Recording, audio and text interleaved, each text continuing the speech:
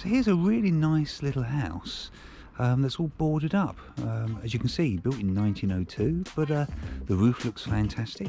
I have no idea why that's all boarded up, and it's in the middle of a really nice residential area. Good morning, everybody. So today I'm going to try my luck in Wrexham. It's a smaller town, so I'm going to be honest and say it might be a bit more challenging to find places where we can add massive value. But I hope you'll join me, because one thing's for sure, I'm going to try my best to uncover some really interesting sites. Wrexham is a small market town in North Wales with a population of around 66,000. Across the board, sold prices were up on the previous year, including an impressive 13% increase on terraced houses. The last data I could find on the number of long-term empty properties is from 2017, which I appreciate is out of date. But at that time, the figure stood at 457, and I'll put a link to this below. Okay, let me show you what I found in the 2 hours I was there. Now, I have no idea why these are empty. They're lovely little houses, but they're in a real state. I mean, I'm looking at the roof and it's absolutely had it.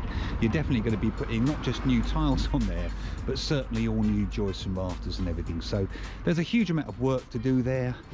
But could you maybe pick yourself up a bargain? I can't see that it's for sale anywhere. Why don't you reach out to the owners and make them an incredibly cheeky offer?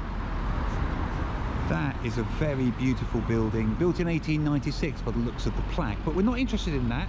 What we're interested in is the plot that's immediately next door to it. Now, it is actually going to auction by the looks of the sign there, and I'm not suggesting that you bid for it at auction, but you should certainly keep your eyes open to see if it sells, because if it doesn't, where is the owner going to go next? It's at that point that they might be open to a cheeky offer subject to planning permission. I just wanted to give you a quick tip. One of the things that I've learned as a result of doing these walkarounds is that the people that you talk to can be the biggest providers of huge tips when you're looking for sites. So don't be afraid to ask the local council worker, the local tradesperson, the postman, they know everywhere, where you should be looking for opportunities, because they know where all these sites are. So don't be afraid, just ask these people, have a laugh about it, and say you're looking for opportunities. Do they know of any empty buildings or anywhere that needs to be developed? And they will tell you. Now, admittedly, this one's already on the market, but the sign says for sale pending planning permission for residential.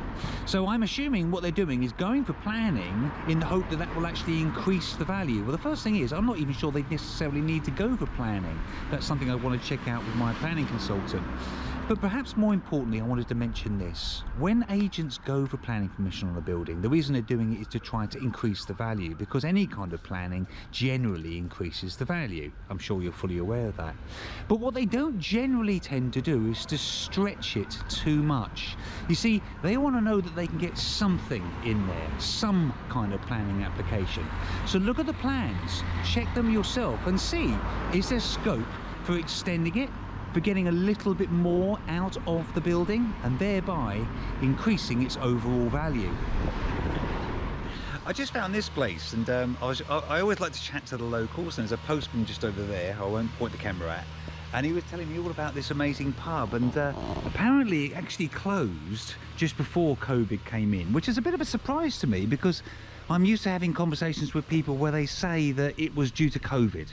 So this closed down before. Apparently it wasn't run very well. If you just have a quick look in the window here, you can see the whole thing is all still kitted out as a bar. Still got everything in it. Now, I don't know whether you'd want to keep it as a pub.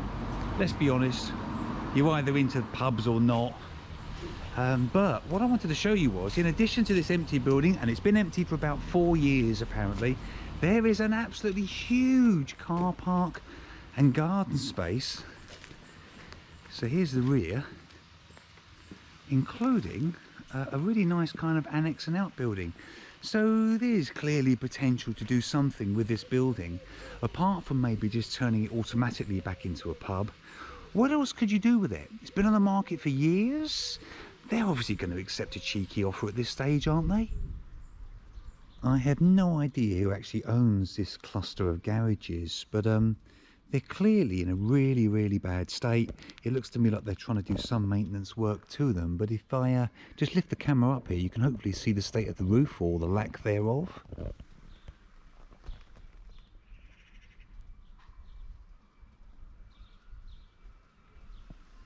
So to be honest, I'll be downloading the title deeds on this one, finding out who actually owns them, because clearly none of them are being used, and see if they're open to the idea of selling subject to planning permission.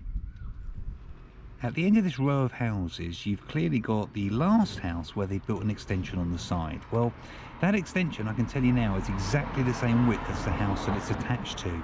So I'd be looking to build above that, get that split off and convert it into its own separate house.